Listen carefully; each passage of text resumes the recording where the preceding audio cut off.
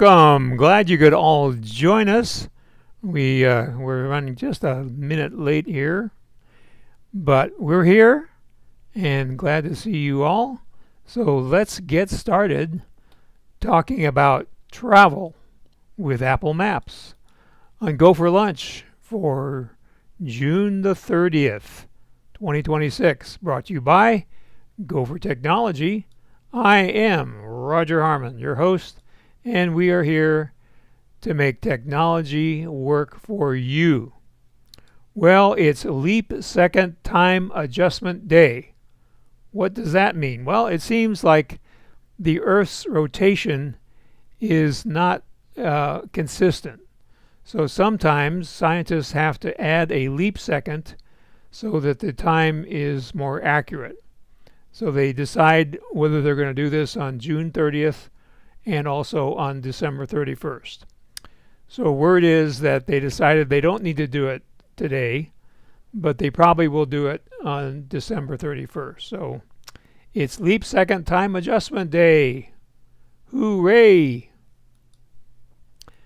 Apple Maps is on all of your operating systems, on your iPhone, your iPad, your Mac, and even on your Apple Watch. It had a little rough start back in 2012. People were being directed into lakes and things, but they have kept improving it since then, and now it is on par and in some ways better than Google Maps and Waze, and it's definitely much better because it does not track you like those two map systems do. So it keeps track of you inside your app, but it does not sell your information to advertisers like Google does. So the first place you want to start when you're dealing with Apple Maps is check your settings. Make sure you're taking advantage of all the features of Apple Maps.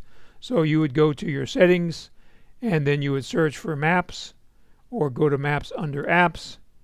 And then you want to make sure your location is turned on, because if the map really doesn't know where you are, it can't help you. So you also want to turn on precise location to give you more accurate readings. You want to turn on preferred routes and predicted destinations, and also you want to turn on visited places that will give you more suggestions. So let's get our iPhone fired up here. And as always, on your right is the actual iPhone, so you can see where I'm touching. And on the left is a clearer image, so you can see what's going on a little easier. So we're going to go into settings first. And then the easiest way to get to Apple Maps is go down here to search. It's hard to do. There we go. And we're going to use our dictation, Maps. Okay, then we want to go to Maps Apps up here. There we are. So now you have your location, and your choices are never ask each time, or while using the app, or while using the app and widgets. So if you don't have widgets, you could check the while using the app. So you can see here we have precise location turned on, preferred routes and predicted destinations turned on, and visited places turned on. So that's how you do that. And then you want to turn on Apple Intelligence and Siri features, suggestions also. So let's go back to our phone. So we want to go to Apple Suggestions, or Apple Intelligence and Siri. So all these things should be turned on. Learn from the app, show in the app, show the home screen, suggest app, and suggest notifications. And then you want to check on some of these other things. So let's go back to our slide. You want to do notifications for immediate delivery, and you want to do spoken directions. So here's notifications.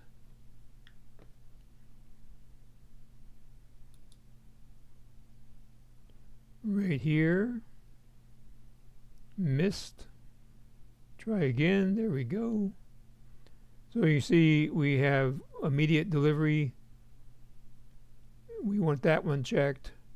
Also, we want time-sensitive notifications turned on. I've got all the different ways to show it on the screen turned on. And then you want probably all these turned on. If you have CarPlay, you want to make sure that's turned on. And you might want announce notifications turned on also. So that's that. So now we're going to go back again.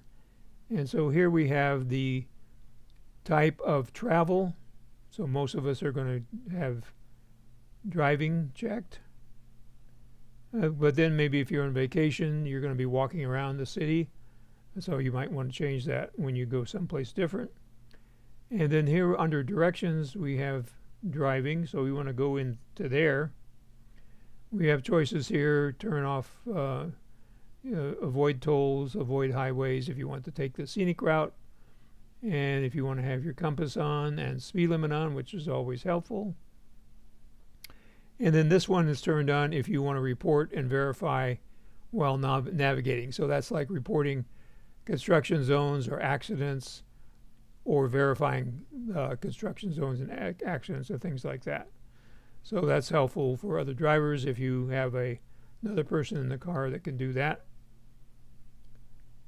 And then, whoops, let's go back here. So then we have spoken directions. So your choices here are softer volume, normal volume, and louder volume. And then here, if you pause, like if you're playing music or a podcast, it'll pause it while it gives you the directions. And also here, you want any change in directions to wake up the device. So that's very good. There. Your parked car, it can be handy, especially if you're on a trip and you're on an unfamiliar parking area. And the way that usually works is when you leave the car, it disconnects from Bluetooth, and then the map puts a pin in at your parked location. And then it'll just pop up when you go back to maps. But if it doesn't, you can search for parked. So now we get into the real nitty-gritty of using your maps, and that's showing your route. And of course you can add a stop, which makes everything more useful, especially when you're on a long trip. So let's see how that works. So we're going to go back here to maps, and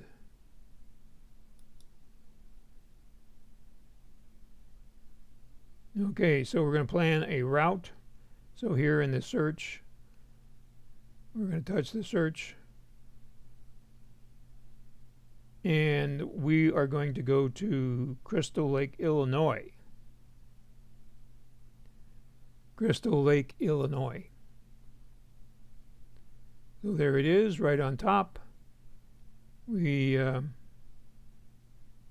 actually, that says Lakewood, Illinois. So we're going to do the second one, which just says the city of Crystal Lake, Illinois. And there it is. So I want to point out one thing here. You can click on directions, and you can also click on download. So download is important if you're going to be in an area where there may not be cellular coverage. So you can download a map for that area and have it ready to go. So we'll talk a little bit more about that in a minute. But we want, so again, the other way to download, sometimes this doesn't appear here. The other way to download is to touch the three dots here at the bottom of the screen. And then you can select download. And then you can adjust the size of the area you want to download with these handles. And then click on download, and then it'll be in your phone. And if you lose cellular coverage, you will still have a map. One point on downloading maps is after your trip, you may want to delete those because they take up memory in your phone. So you may want to have that memory freed up.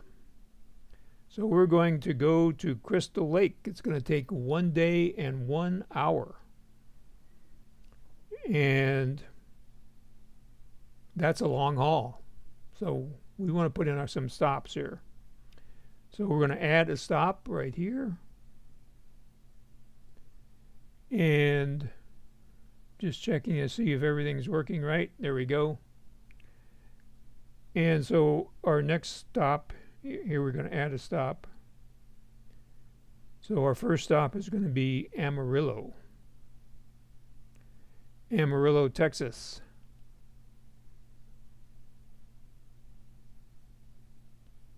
So there we go. It's going to redraw the map. So now it tells us that we're going to take 15 hours and 50 minutes to get from Amarillo to Crystal Lake. Well, that's not going to work. So we're going to add another stop. And this time it's going to be Hannibal, Missouri. So there's Hannibal, Missouri. So now it's going to redraw the map again. So now we've got a little more reasonable. So these times are kind of jumbled up because we don't have the proper order down here of all of our stops. So you see here, you can faintly see these 3 horizontal lines. So you touch those and then you drag it in the correct order. So now the map is going to redraw, and we've got a much more reasonable itinerary here. So it's going to be 10 hours and 11 minutes to Amarillo. It's kind of a long haul, 11 hours, 22 minutes to Hannibal, and then a short jump up 4 hours and 53 minutes to Crystal Lake. So that is how you would do your routing. So that gives you a nice itinerary. You know what to expect, and you can save that. And obviously when you get ready to go, you would just hit the go button right there.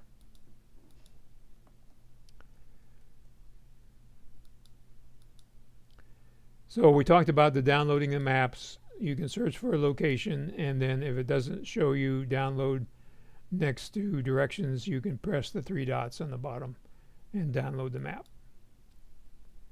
And you press download. So large cities have more features in Apple Maps, and airports have information for inside the airport. So let's go back to our map, and let's choose a city. Like, I don't know, where do people from Tucson go in the summertime? If you said San Diego,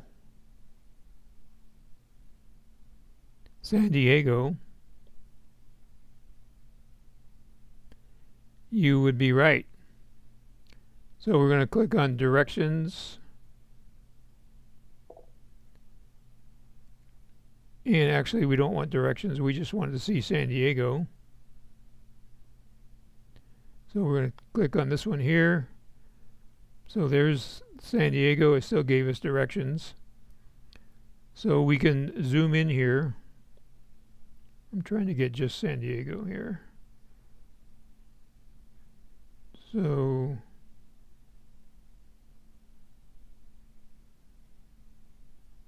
let's try it again. Okay, there we go. So you can see here, when you scroll up here, it gives you some facts about San Diego. It gives you these guides, so you can have the sights, the outdoors, all the photos anybody has ever taken in San Diego, and you can add your own photos. And then you can pin it if you want to find it quicker next time. So we're going to X out of here, go back to San Diego, and then you can zoom in by pinching. So I'm zooming in here, getting up close and personal to San Diego.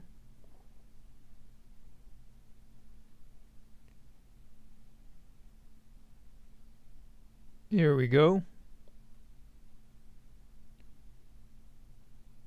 And of course, you can see up here we have the weather and the air quality. So it's a nice 67 degrees right now in San Diego. And we want to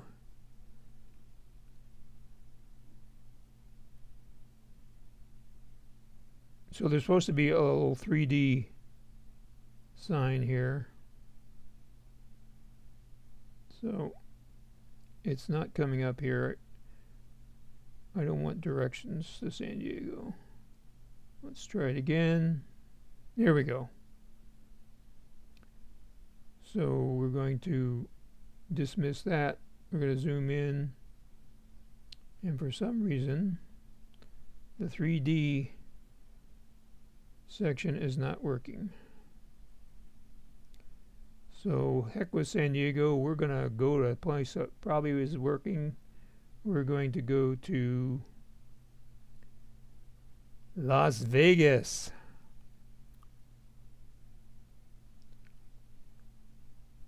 So we're going to go to guides. You can see we got all these different guides. Best things to do in Las Vegas. Quintessential Las Vegas lounges. The best brunch spots. And many more. And then there's even more down here. These are the latest. U.S. hikes for people who hate hiking. That sounds like an interesting one. So then we're going to hit the X here to get rid of that. And we're going to go back to San Diego. And I'm sorry, we're going to go back to Las Vegas. So we're going to go Las Vegas. Okay, we zip. Okay, now we're cooking. So now let's see if our 3D sign is.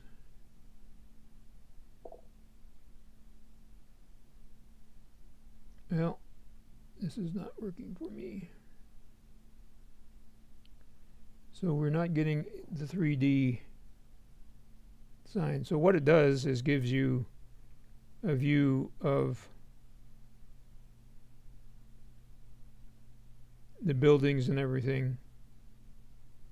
You can get different angles by spinning around like that.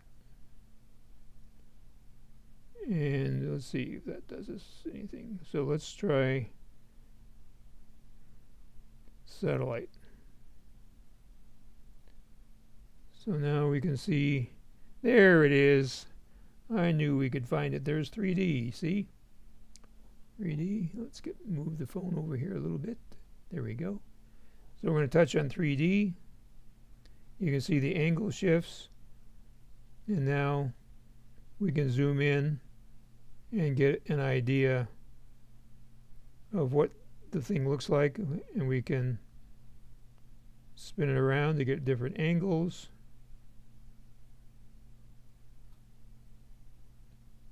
And look at that, there's no ratings for San Diego. I see. That's the Criminal Defense Jail Center. No ratings for that. So it gives you details when you touch on a location. So here's Rufino's Pizza. Looks pretty good. So I think you get the idea. You can also go into airports. Las Vegas Airport. Okay.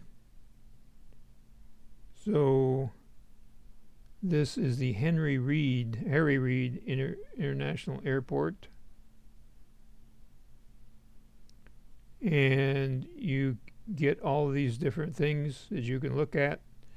For example, the all-important restrooms.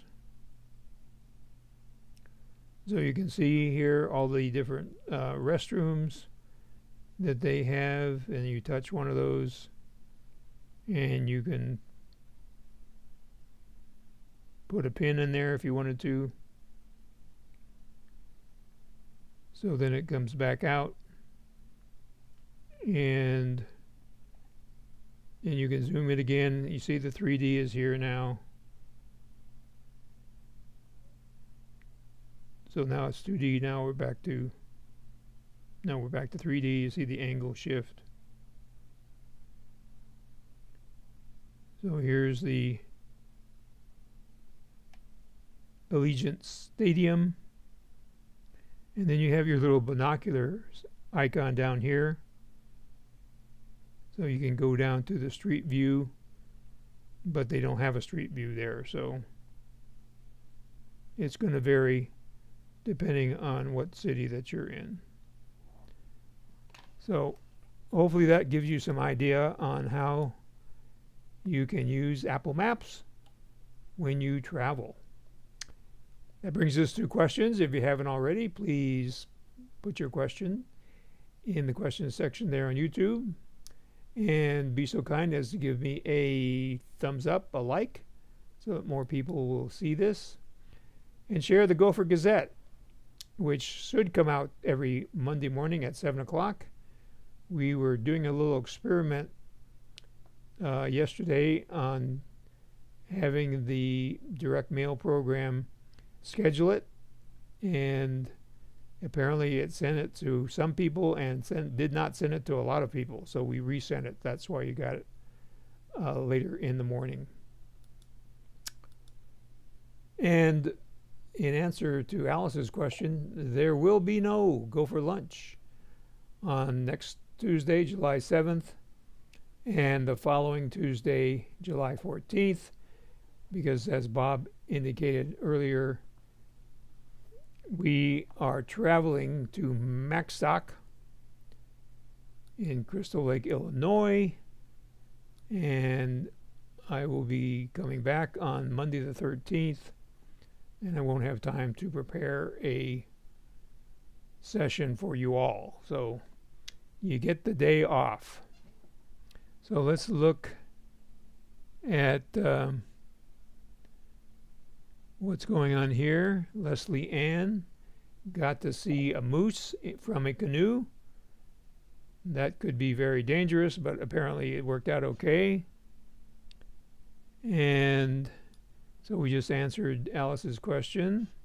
So we're not going to take the whole month of July off like we normally do, because we're going to be traveling again in August. So we're just going to take 2 weeks off in July and probably another 2 weeks. Yep, and Alice got the email later in the day. So we don't know. I can't tell who got it and who didn't. My program said everybody got it, but that wasn't true. So thank you, Alice. We hope we will have a good trip. So that's all for the next 2 weeks. Hopefully we'll get a GoFor Gazette out to give you a tip, but I'm not sure about that either. But if you think of anything that you'd like to know more about in weeks to come, just email me, or you can also call me on the phone and let me know. So until, let's see, 14 plus 7 would be 21. Till the 21st of July. Have a great 2 weeks, and we'll see you then for another Go for Lunch.